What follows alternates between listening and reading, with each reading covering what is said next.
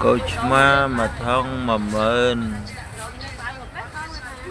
bên nhánh mà thông Prampon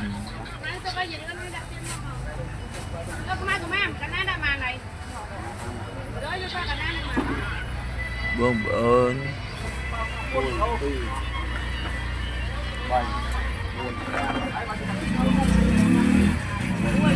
đã bơi đầu cuối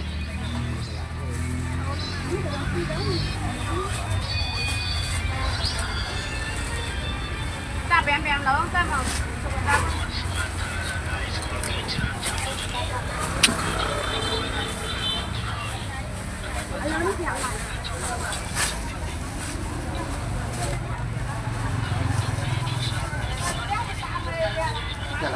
lại đặt mắm đặt cua này mấy cái này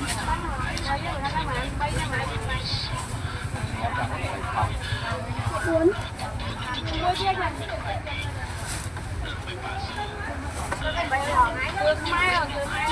từ mai gửi ra ăn ấy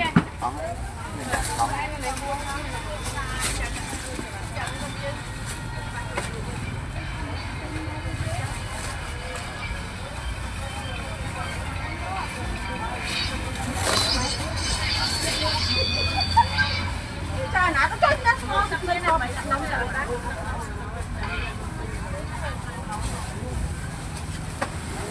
mà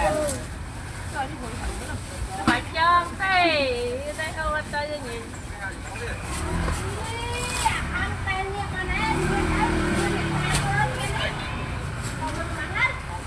ê còn bằng đạp mẹ mua luộm chu mấy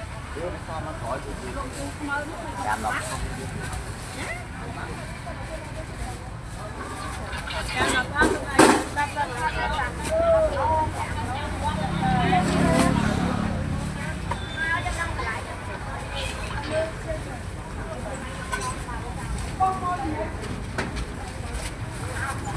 lâu không?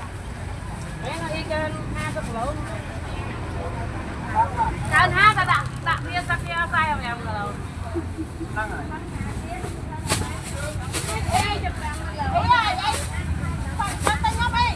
lại phim anh tôi làm rồi